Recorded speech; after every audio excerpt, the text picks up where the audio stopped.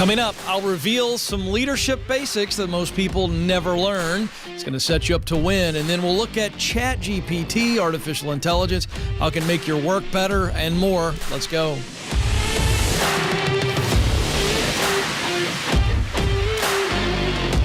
Helping you win at work so you can make more money and experience more meaning. See and reach your potential. I'm Ken. This is the Ken Coleman Show. Hey, we've got a special announcement. I never make special announcements, so pay attention. It'll be quick and beautiful. This is a big, big week. We've been seeing massive support from our YouTube audience, and we want to serve you by making our content easier to find on the platform, easier to digest. And so moving forward, our live streams will be moving to a separate channel. So the live version of the show, which is at at 1 Eastern time, will now be on a separate channel. So for all of you who love the live stream, you love watching live, and the long-form version of the show, you can now check it out at the Ken Coleman Show Full Episodes channel. For those of you who just are digesting the highlights and the short-form videos, you can find that on the Ken Coleman Show highlights. So we have two channels on YouTube, the Full Episodes channel and then the show highlights channel. Thank you so much for continuing to support the show, and we look forward to bringing you more of the content you love. To that end, we have so many bad leaders in this world. It's quite discouraging if you were to sit and focus on it. But it is a fact, and we're not going to commiserate on how many bad leaders we have in this world. We're going to try to help those of you who are in a leadership position or who will inevitably be promoted into a leadership position. I want to help you win. Because the bottom line is there's just not a whole lot of organic good leadership out there that is modeling the way and teaching the way. And because of the fact that certainly in America, it is just a normal deal that as you get promoted, you keep getting promoted, you will eventually be promoted into a leadership position, whether you want the leadership position or not. It's just kind of the way it is. So we need to learn how to be a good leader so that when the opportunity comes to step into leadership, you're ready. This is the number one fear I get from people who call and say, Ken, I've got an opportunity to lead, but I'm scared to death. I've never led before. How do I know if it's right? Should I take this position? Because they obviously don't want to fail. So I'm going to help you prepare to lead and lead well. Let's go. First, be a good follower. It stands to reason, doesn't it? That if I want to be a good leader, probably has something to do with my ability as a follower. Let's get specific. You need to be coachable. To be a good follower, you must be coachable. You can't be a good follower if you aren't coachable. That's why I lead off with coachability. If you aren't coachable, I got news for you. You will not and you cannot be a good follower, period. The idea, can you take instruction? Can you take correction with some maturity? Boy, a lot of these young people today, because they've been coddled by their parents and they've been told that they're awesome their whole life, the first time that they have to actually be corrected in the workplace, it shatters their fragile ego. So if you are one of those young people, it is not your fault. I am not actually coming at you. I'm just being honest with you. If your parents never taught you how to be coached, it's pretty simple. Have an attitude of maturity and humility when you have to receive instruction and correction. Instruction is how to do it. Correction is you didn't do it the right way. So, hey, young people, it's that simple. Have a good attitude to say, you know what? I may not agree with everything that I'm being instructed or corrected on, but you know what? I can learn something from this. And in order to be a leader, I must learn how to be coachable. Next, you got to be reliable. Hey, you know what? A good follower is somebody that's marked by the fact that they do what we expect them to do. You do what you say you're going to do. Next, be helpful. You know what? You'd be surprised how many leaders feel completely alone and feel awkward in that they've got this positional authority, But it's very hard for them to be vulnerable and transparent, to say, I'm struggling as a leader. I could use some help from you, the team. Do you ever think about that? It's very difficult. So be helpful. Raise your hand. Hey, how can I help? How can I do extra? I feel like you're under a lot of water right now. Can I help? Boy, that's huge. And then finally, be hungry.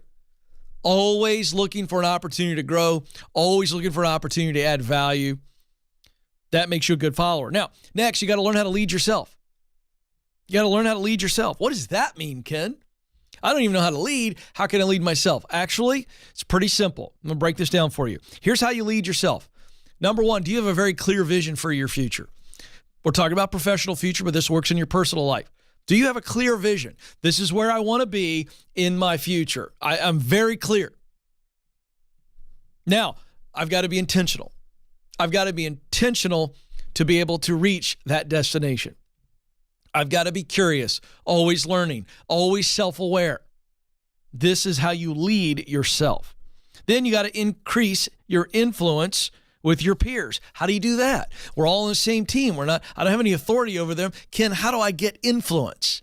Very simple. Add value to them and to the team.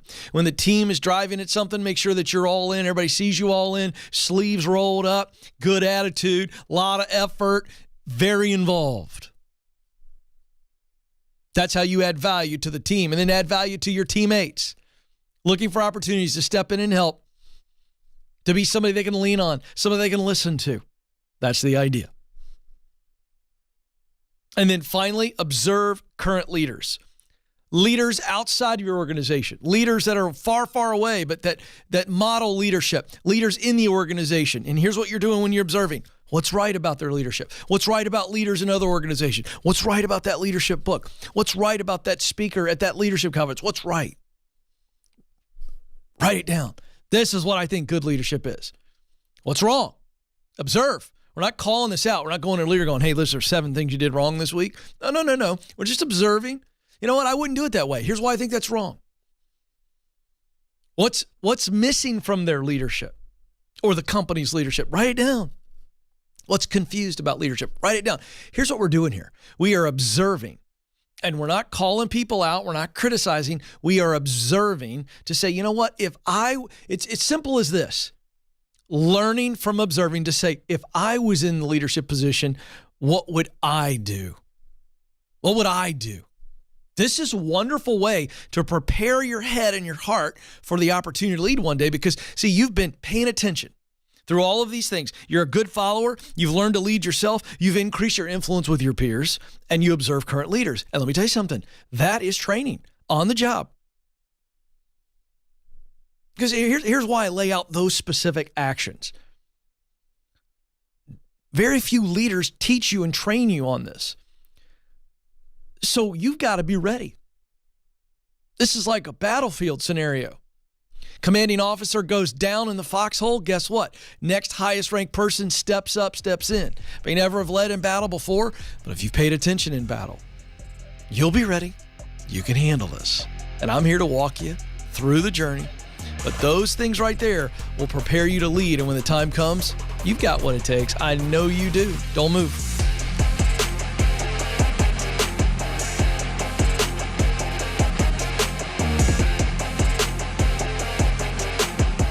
Do you know what you were born to do? In order to get hired at a job you love, you need to get clear on your talent, passion, and mission. That's why our team created the Career Clarity Guide. In just a few minutes, this free tool will walk you through a process to discover what you do best, that's your talent, the work you love to do, that's your passion, and the results that matter to you, your mission. Then you'll feel more confident throughout the job search process. To get started, go to kencoleman.com/clarity.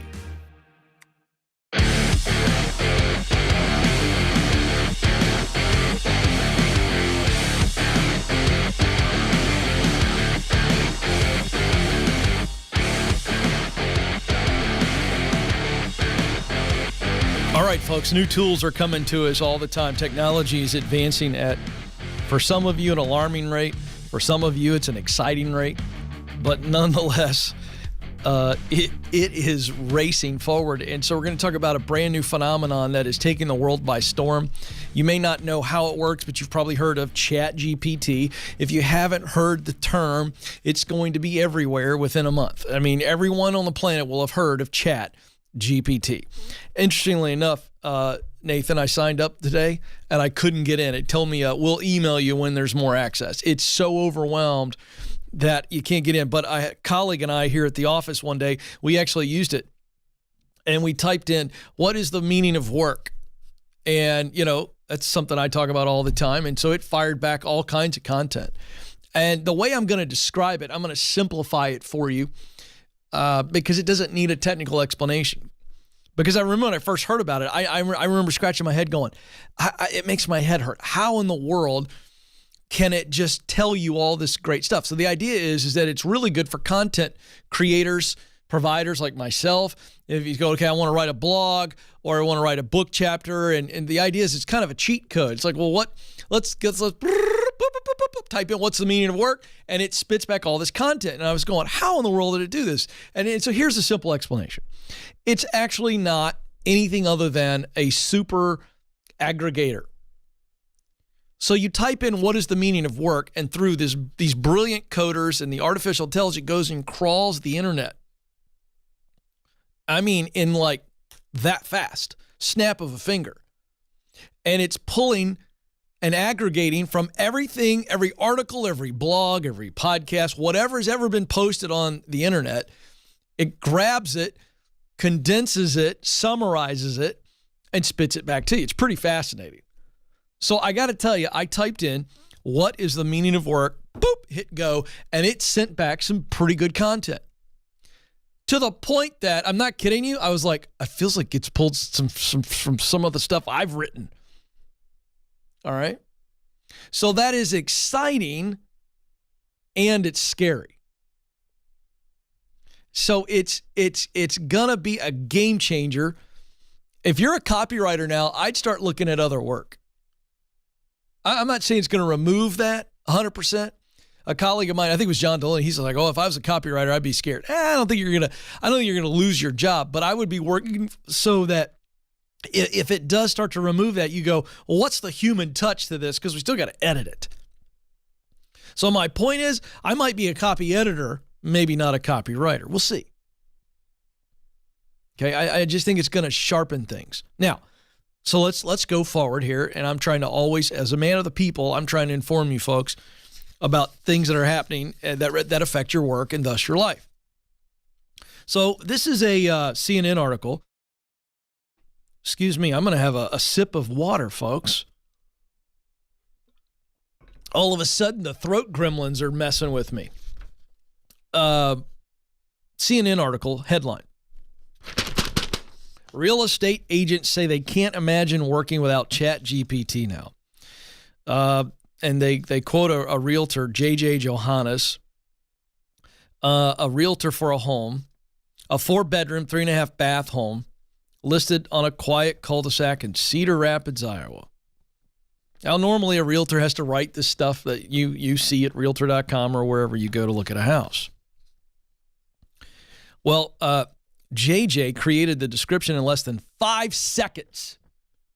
And by the way, I should have pointed out, it was 2 seconds or less when I typed in what is the meaning of work, and it just went brrr. It was unbelievable.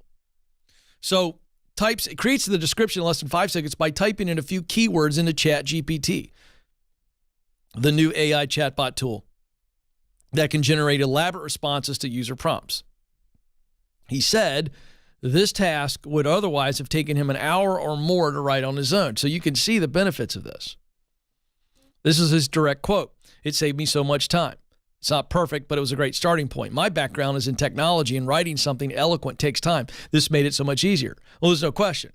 I mean, this is absolutely just,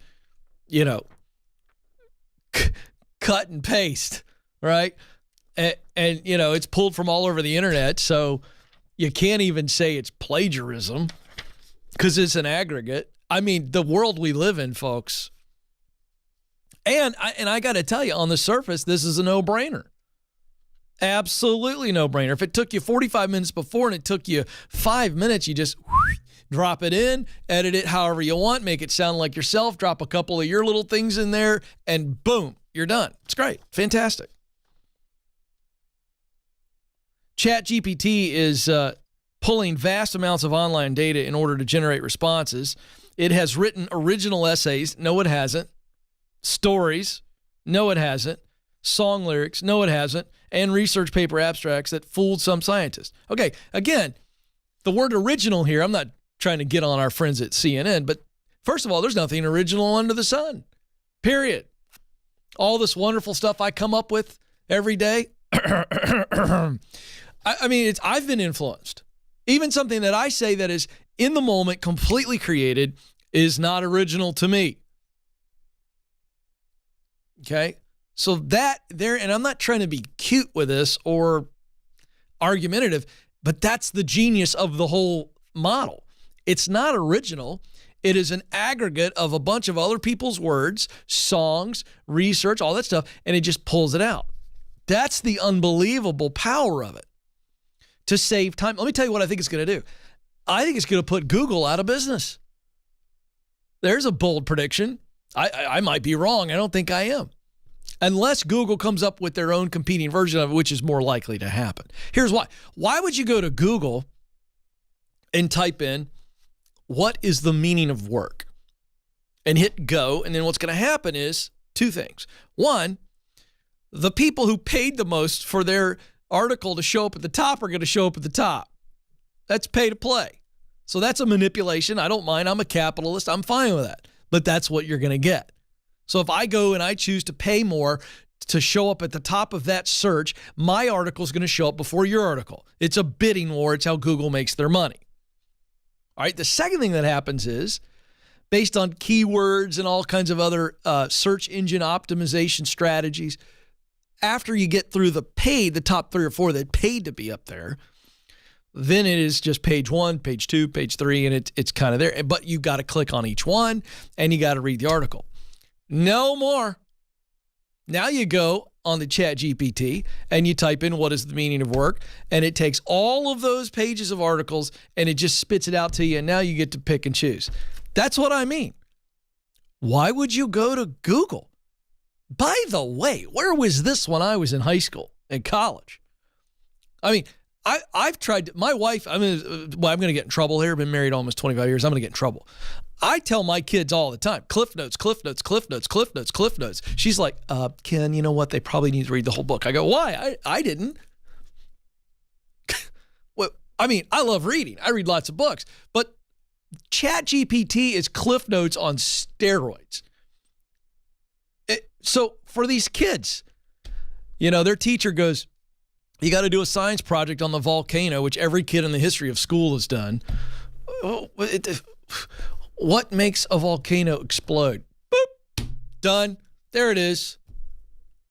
It's a game changer on how we learn, how we work. So anyway, fascinating stuff. ChatGPT is free for now. And I mean, let me underline, circle, star, highlight for now. The company behind it is reportedly considering a monthly charge of $42. You think? Listen, this is what this realtor said. I would easily pay $100 or $200 a year for something like this. And as I like to give you lessons all the time, here's one other observation. Not in the article. Do you know what the brilliance of this is? Is they're giving it away for free right now and get everybody hot and bothered and addicted. And then they're going to go, oh, by the way, we'd like your debit card to swipe it for $100. And you go, okay. Brilliant. For those of you who want to start a business, maybe give some of your stuff away for free. See if it works.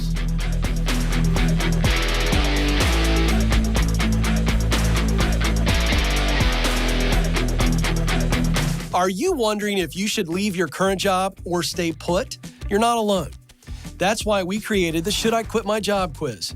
In just 5 minutes or less, this quiz will help you determine if you're at the right company and if you're in the right role.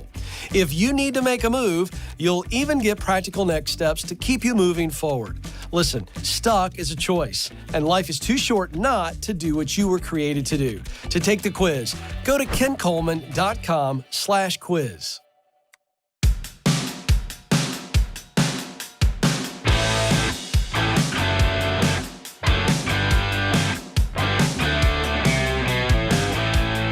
Helping you get unstuck so that you become unstoppable to do what you were born to do. And let me tell you what happens when you figure that out and do it.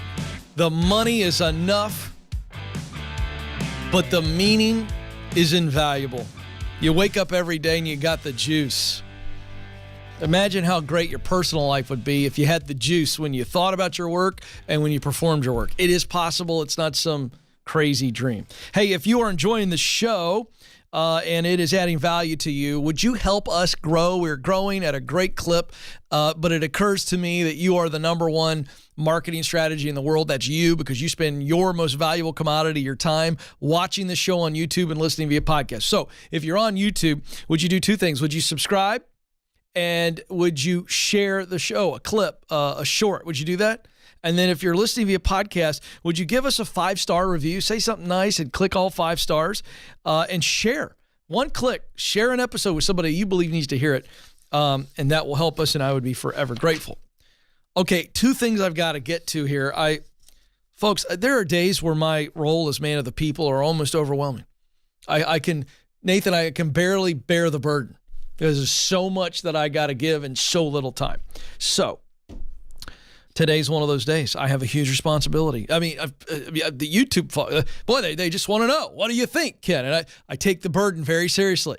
So I'm starting to do shoulder workouts, Nathan, shoulder shrugs to try to be able to bear the burden. All right, enough talking about it. By the way, I'm just having fun. You got to tell people sometimes when you're being sarcastic, like, boy, he got arrogant today. No, it's just a joke. Okay, couple things I got to get to. Philips, this is a Dutch health technology company, said, this is on Monday, this is today, that they're going to scrap 6,000 jobs to restore its profitability following a recall of respiratory devices that knocked off 70% of its market value. So this is another example of big business. They're going to drop you the first time they take a stock price hit. So just be aware. I'm not telling you not to work for big companies. I'm just telling you, here's another example. And this feeds into the media scaring the crap out of you, trying to tell you that, oh, layoffs, when this is normal business for big companies. They care about the stock price first, not you. They care more about their fortunes than your futures. That's just a fact. I don't care what they tell you, because this is what happens. I mean, they don't even blink about it. The new CEO says, hey, the reduced workforce should lead to a low teens profit margin. And again, I'm not anti-profit. I'm a capitalist pig. I mean, I'm all for profit. But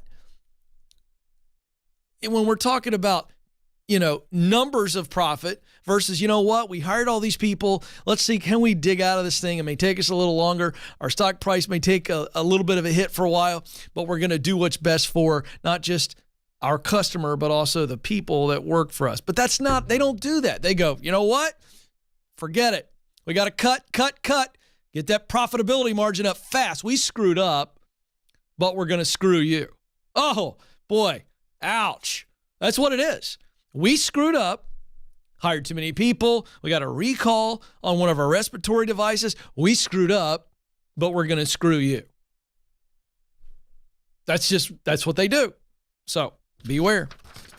Pay attention to that stock price, kiddos. If I'm working for a public company in 2023, I'm telling you, I got options, baby. I'm going to have some exit strategies in place because I see that. I see a couple of negative headlines. I see some stock price. Your CEO talking about, well, there's got a recession coming. We got to... I'm going to tell you right now, I'm looking. I am not waiting for that guy to turn me into a number on a spreadsheet. All right. Now, here's something else that you need to be aware of from some of my older friends that listen and watch. Yahoo article, more than half of U.S. adults are jeopardizing retirement preparedness with poor life expectancy knowledge. More than 53% more than half, 53% of U.S. adults are working with inaccurate information in terms of life expectancy, according to a new report from the TIAA Institute and the George Washington University Research Department. So the result is they're not realizing that life expectancy is moving on. Other key findings. 1/4 of non-retired adults have no retirement savings. Only 40% of non-retirees think their retirement savings are on track. Among non-retirees age 60 and older, 13% have no retirement savings, while 48% don't think their retirement savings are on track. But a big part of this is that we're getting older. According to Social Security Administration, and I wouldn't listen to much of what these boneheads have to say, but we'll quote the data.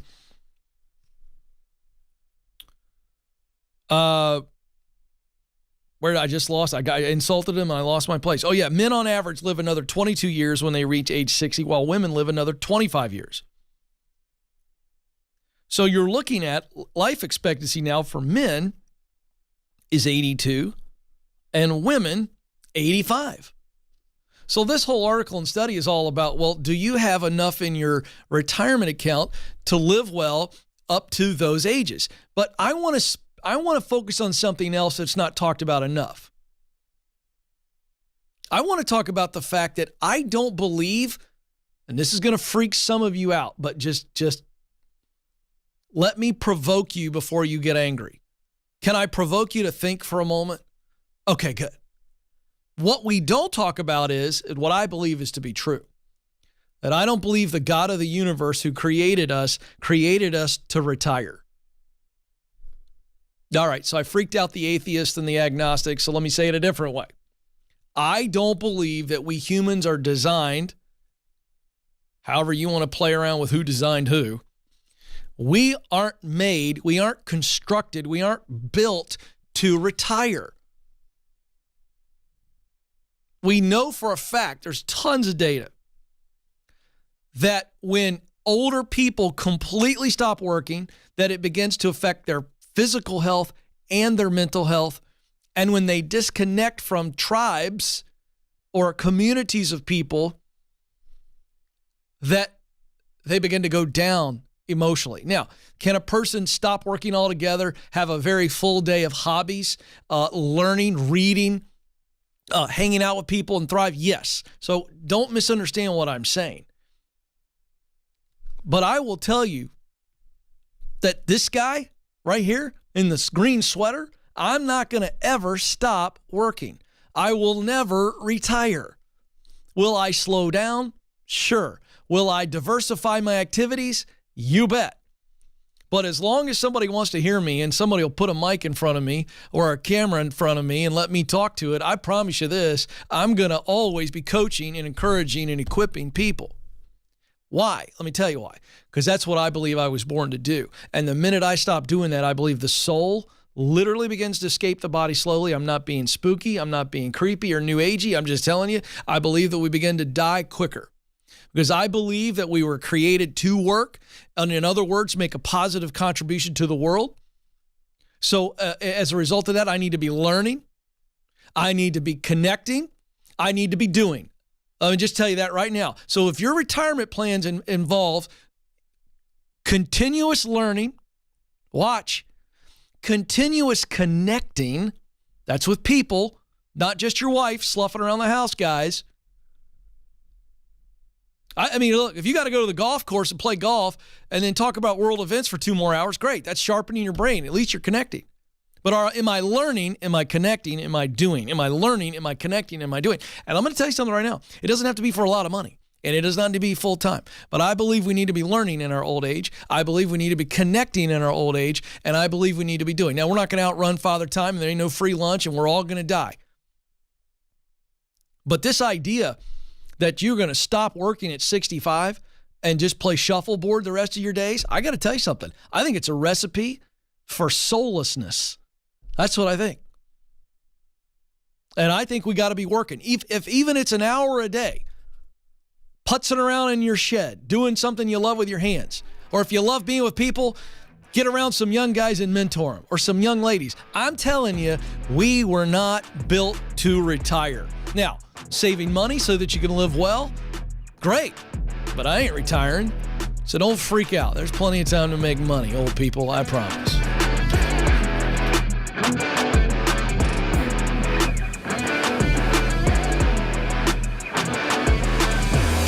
Did you know that recruiters take an average of 6 seconds to scan a resume? And that's if they ever see it in the first place. In fact, 75% of resumes are rejected before reaching a hiring manager. Listen, folks, if you want to get hired, you've got to make your resume worth noticing. That's why we created How to Write the Perfect Resume. This free guide will walk you through the 5 steps to stand out in the hiring process to get you your dream job. If you want to get started, go to kencoleman.com/resume.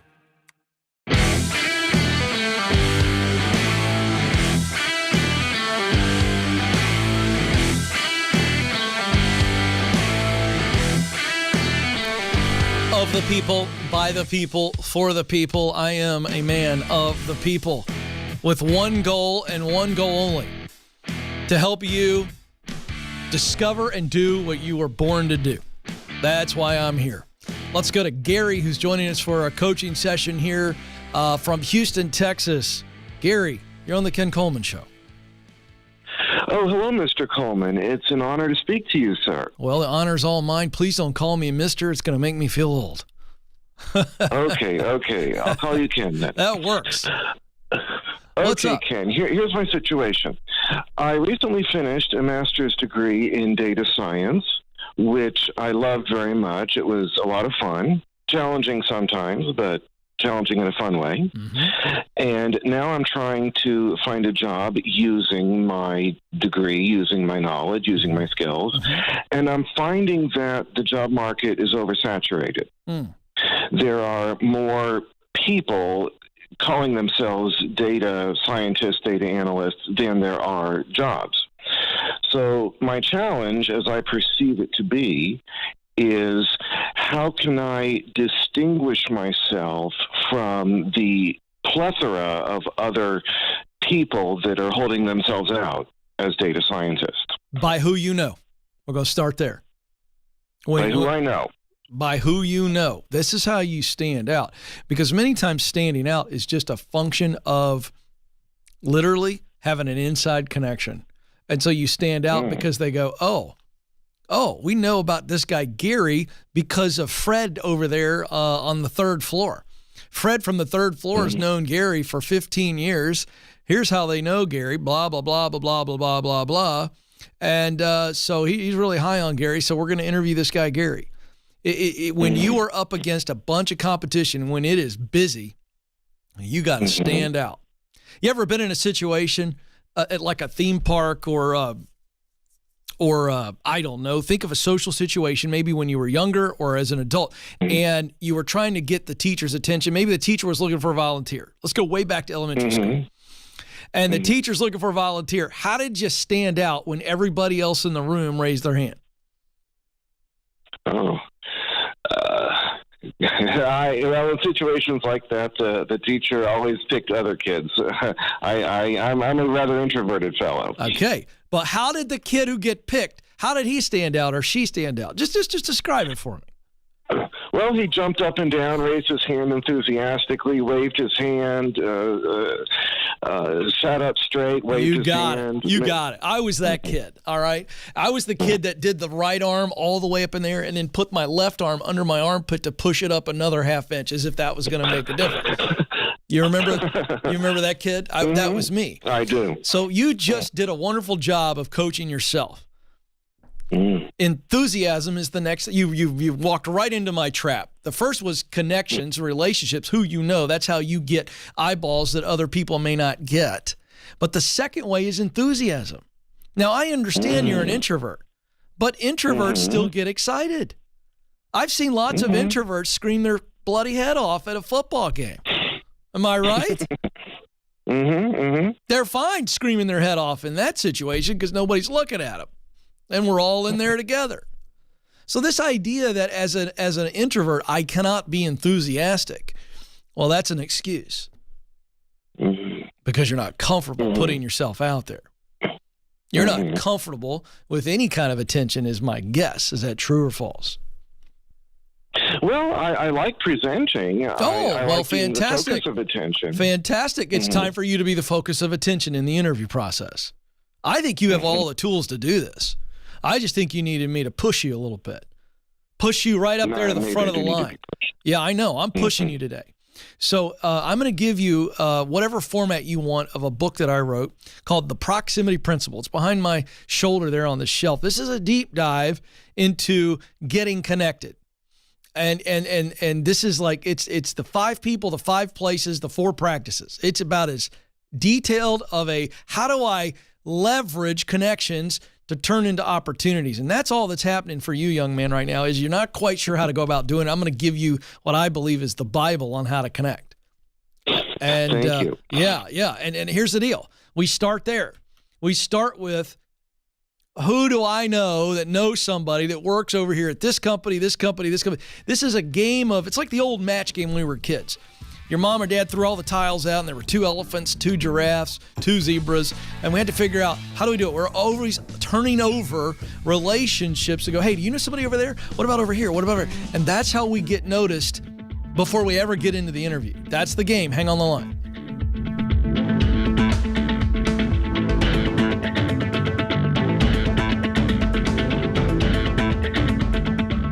According to Glassdoor, the average job offer attracts over 250 applicants. If you've made it to the interview, you've already made a great impression. So now is the time to showcase how you are the best choice for the role. That's why we created How to Win the Interview. This free guide will walk you through the 5 strategies to help you stand out amongst the competition. With just some intentionality, you can prepare yourself to win the interview. Go to kencoleman.com/interview.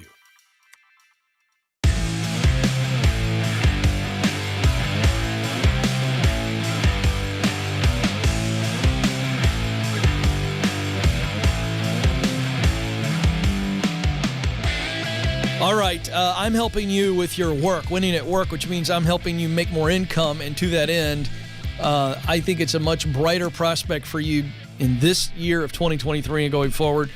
And I'm thrilled to be a part of our Ramsey Solutions event tour called Building Wealth Live. We had a fabulous season in the fall. And here we come in the spring, and I wanted you to know about it. I, along with the other Ramsey personalities and Dave Ramsey, the Grand Poobah, we're going to be at different cities, and it's a very practical night to teach you how to win with your money no matter what the economy's doing. And I can tell you right now, as a co-host of the Ramsey Show, I do this every week, and I see people do debt-free screams, and I can tell you this, people who are debt-free, including me, we aren't worried by inflation. It's a nuisance, and it irritates me, but it's not freaking me out. So what if you could live a life financially where no matter what Washington, D.C. does, those idiots on both sides of the aisle, they're just complete morons. They don't care about your future. They don't. They just want to expand the debt ceiling. They want to win their little games, and they want to get reelected. Boy, I am saucy today. But that's the truth. You know it, and I know it. By the way, I'm equally offending everybody on that one, so don't send me any emails. I don't read them anyway. I don't read negative emails. I should stipulate. I don't read negative emails. Okay, so here we are on the tour. I'll be in Austin, Texas on February 23rd. Love Austin. With Dave Ramsey, John Deloney, and Jade Warshaw. And then I'll also be in Anaheim. It's our final stop on May the 2nd with Dave Ramsey, John Deloney, and Christina Ellis. Tickets are only $49. You can get a 4-pack of tickets starting at $175. RamseySolutions.com/events is where you go to reserve your seats. RamseySolutions.com/events. All right, Durham, North Carolina is where we go. James is there. James, you're on the Ken Coleman Show. Hey, Ken, how you doing? I'm living the dream. What are you doing? And I'm doing well, too. Well, that's good to hear. What's up?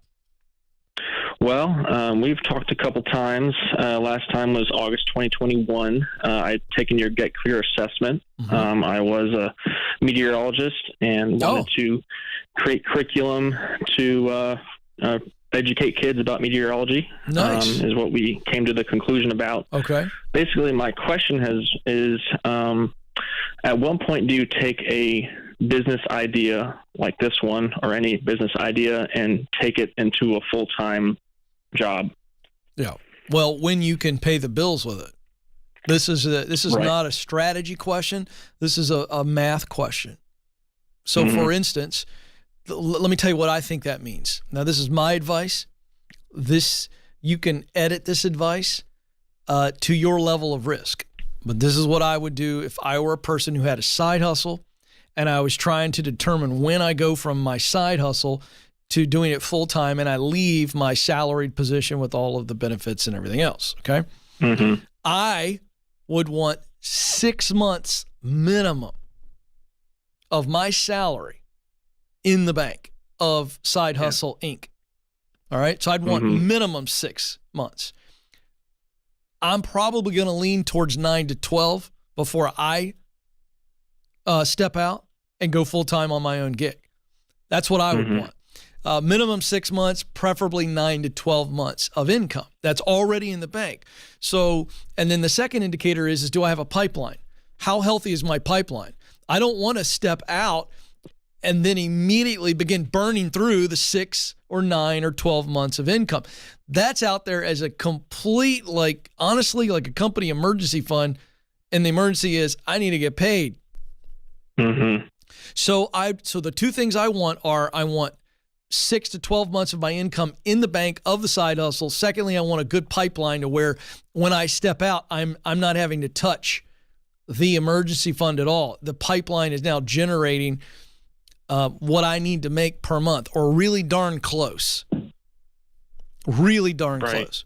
Now that for me is when I do it. Now, I always say that as a general guidance, but I also understand, and I'll tell you, I've given this advice before, and I did it a bit errantly before with a realtor. And I was talking to a buddy of mine, Brian Buffini, who's been on the show. He's the #1 real estate trainer in the world. And I was talking to him over dinner about this before. He said, well, I would edit that advice a little bit because I don't think you can really win big time if you're a part-time real estate agent. Because I had said, I'm going to sell part-time, and I think it's possible, and it is, but you can't really crush it. So there are certain things where we may not have a pipeline that's full, but we do have the money set aside, and then it requires us to sacrifice and take a bit of risk. And if we have to burn through 3 or 4 months in order to go all in. So there are certain industries where you maybe have to be more aggressive and to get the pipeline where it needs to be. Right. But you've got to get to a point where if you're doing curriculum, I mean, you got to have leads, you got to have people that are willing to pay for that curriculum and things lined up so that, you don't take off and then you're burning through your savings so quickly because it's taking you 3, 4, 5 months maybe to close a deal. Right. Yeah, exactly. Yours is a little bit different, eh? I mean, you're going to have to really hustle and build up a strong pipeline. And this goes without saying, but I wouldn't even sniff at leaving your full-time job until you've got a couple of years of satisfied customers and data that says there's a real need for this. Right. Yeah. And then also going, what's the best way to distribute this? You know? It's a tough game. I mean, Ramsey Solutions is in the curriculum game with our financial curriculum is in about, I want to say 46, 48% of public schools in America. The next goal is to get my curriculum. We've got the homeschool study coming out in March. I'm very excited about that. I went ahead and got out of the gate there and told you about that. More coming on that. But we have created a curriculum for home study where parents and teenagers can literally learn how to discover for their kid their future, their professional future, and not waste their time on a degree they can't afford and can't use.